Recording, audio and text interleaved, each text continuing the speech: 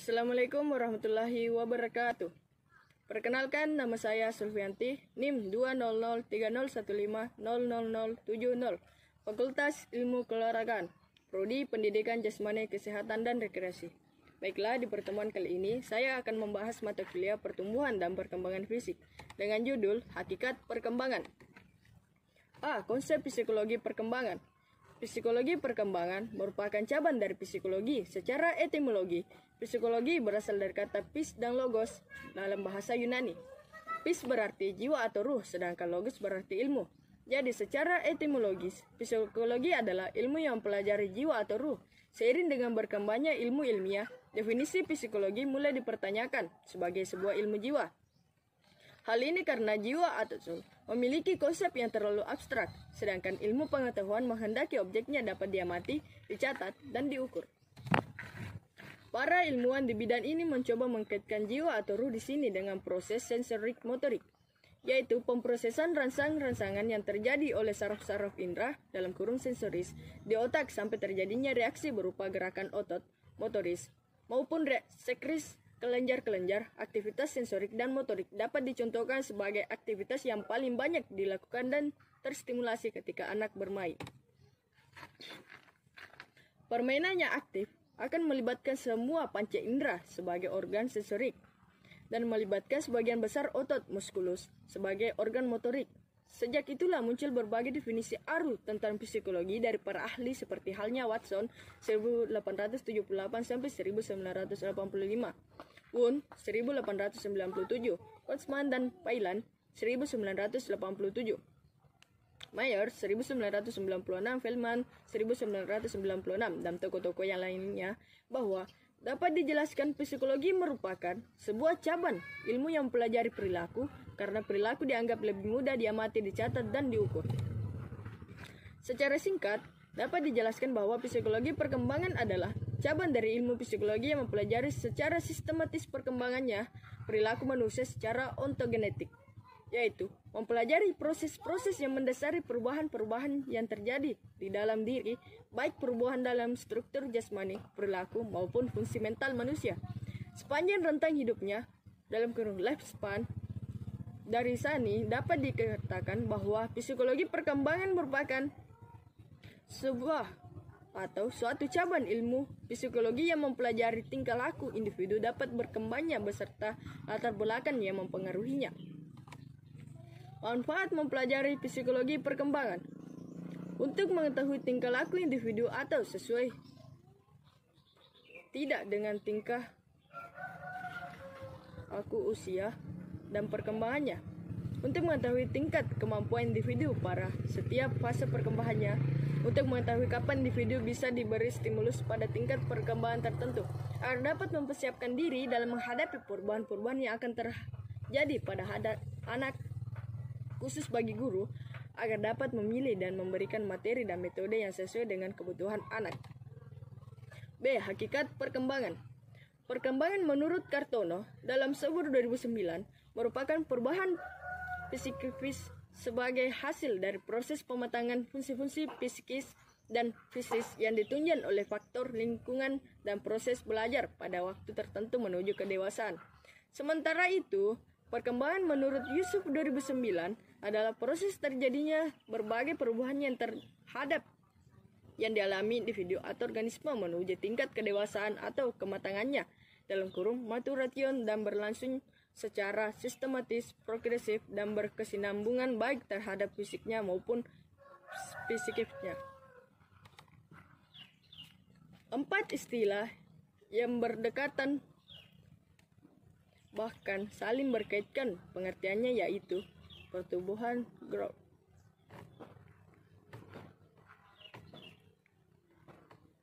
pertumbuhan dapat dijelaskan sebagai sebuah proses kenaikan massa dan volume yang dikarenakan adanya tambahan substansi dan perubahan bentuk yang terjadi selama proses tersebut. Hal ini dijelaskan pula oleh Kaplan 2002 yang menyatakan bahwa pertumbuhan adalah suatu pertambahan atau kenaikan dalam ukuran dan dari bagian-bagian tubuh atau dari organisme sebagai suatu keseluruhan. Senada dengan pendapat tersebut, Desmita 2009 menjelaskan istilah pertumbuhan dalam konteks perkembangan menuju pada perubahan-perubahan yang bersifat kuantitatif, yaitu peningkatan dalam ukuran struktur seperti pertumbuhan badan, pertumbuhan kaki, kepala, jantung, paru-paru, dan sebagaimana. Dengan kata lain di sini tidak berkaitan dengan pola pikir, ingatan, ataupun perkembangan mental seorang. Perkembangan adalah suatu gejala perubahan dalam fungsi dari organ-organ yang telah mengalami pertumbuhan tersebut. Pada aspek ini lebih ditekankan pada perubahan fungsi atau psikis yang lebih kompleks sehingga pada perkembangan ini tidak dapat diukur dengan mudah tetapi hanya bisa dilihat gejala perubahannya. Jadi proses perkembangan ini berjalan seiring dengan terjadinya pertumbuhan pada makhluk hidup. Pengertian lain dijelaskan oleh Stanford 2007, di mana perkembangan memiliki makna sebagai pola perubahan yang dimulai sejak pembuahan. Meskipun melibatkan juga penuaan dalam proses tersebut, menunjukkan kedua proses pertumbuhan dan perkembangan senada dengan hal tersebut. Desmita 2009 menjelaskan bahwa perkembangan tidak terbatas pada pengertian pertumbuhan yang semakin besar, melainkan di dalamnya yang terkandung serangkaian perubahan yang berlangsung secara terus-menerus dan bersifat tetap dari fungsi jasmani dan rohani yang memiliki individu menuju ke tahap pematangan melalui pertumbuhan, pematangan, dan belajar. Kematangan dalam kurung maturitian. Pertumbuhan yang dialami adalah pertumbuhan fisik, mental. Namun kenyataannya sering kita jumpai orang yang matang secara fisik ataupun usia tetapi mentalnya tidak matang. Orang yang tidak dewasa atau tidak matang bisa menghambat pertumbuhan orang lain yang ada di sekitarnya. Dapat dipahami bersama bahwa kita hanya bisa berpikir bahwa perkembangan sebagaimana dihasilkan oleh proses-proses biologi, kognitif, dan emosional yang paling mempengaruhi, tetapi juga oleh kedewasaan dan pengalaman yang mempengaruhi. Dijelaskan Stanford 2007, kedewasaan atau kematangan ialah urutan perubahan yang teratur yang disebabkan oleh cetak biru genetik yang kita masing-masing. Dengan kata lain, dapat dijelaskan bahwa kematangan terlihat dari kemampuan seseorang untuk memahami, menghayati, serta mengaplikasikan nilai-nilai luhur dalam kehidupan sehari-hari, atau bisa juga dikatakan bahwa kematangan atau maturity adalah kemampuan untuk mengendalikan diri dalam kurun self-control dan tidak mudah terpancing oleh reaksi yang provokatif yang ditandai dengan bertahan untuk impulsif, mengendalikan emosi, rasa marah, frustasi, dan lain-lain. Mampu berespons secara kalem dan situasi frustrasi. Mampu mengelola stres secara efektif, mengendalikan emosi negatif dan bertindak secara konstruktif untuk mencari penyelesaiannya. Mampu meneruskan atau menenangkan orang lain di samping menenangkan diri sendiri. Perubahan atau ceger. Konsep perubahan dalam perkembangan di sini dijelaskan bahwa setiap perubahan yang ada di dalam diri individu, baik dalam hal bentuk fisik, pola pikir, maupun kedewasaan itu sendiri adalah bagian penting yang mau tidak mau akan dilalui oleh setiap manusia sebagai sesuatu yang berkesinambungan. Interaksi dinamis antara kekuatan dari alam dan luar individu inilah yang bisa jadi akan menghasilkan perubahan, tetapi perubahan tersebut belum tentu sistematis, atau bahkan perubahan itu menuju ke arah yang benar. Tujuan perubahan menurut Desmita 2009 bahwa perubahan-perubahan dalam perkembangan bertujuan untuk memungkinkan orang-orang menyesuaikan diri dengan lingkungan di mana hidup. Terdapat 4 bentuk perubahan menurut Desmita, yaitu yang pertama, perubahan dalam waktu ukuran besar, perubahan-perubahan dalam proporsinya, hilangnya bentuk atau ciri-ciri lama, timbulnya atau lahirnya bentuk atau ciri-ciri baru. C. Faktor-faktor yang mempengaruhi perkembangan. A. Aliran naratif. Tokoh aliran ini adalah Scott Horn. Menurut aliran ini, perkembangan organisme ditentukan oleh faktor pembawaan dalam kurung nativus Aliran ini mengemukakan bahwa manusia yang baru dilahirkan telah memiliki bakat dan pembawaan baik karena berasal dari keturunan orang tuanya maupun karena memang ditakdirkan demikian. Jika individu pembawaannya baik, maka akan baik pula individu tersebut, begitu juga sebaliknya. Menurut aliran ini, pendidikan tidak dapat diubah dan senantiasa berkembang dengan sendirinya. B. Aliran empirisme. Salah satu tokoh aliran ini adalah John Locke yang mengembangkan teori tabula rasa menurut manusia bagaikan tabula rasa, yakni meja lilin yang putih bersih belum tergoreskan apapun. Mau dijadikan gambar-gambar apa saja meja lilin tersebut, terserah pelukisnya. Meja lilin di sini diibaratkan sebagai bayi yang baru lahir yang akan berkembang, sedangkan pelukis adalah lingkungan yang ada pembentuk. Jadi apapun anak yang baru lahir. Dengan kata lain, aliran empirisme sangat yakin bahwa perkembangan organisme ditentukan oleh lingkungan.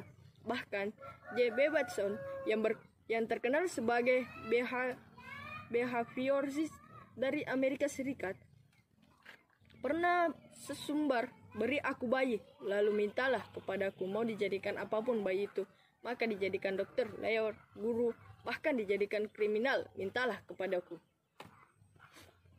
C. Aliran konvergeni. Tokoh aliran konvergeni adalah William Stern.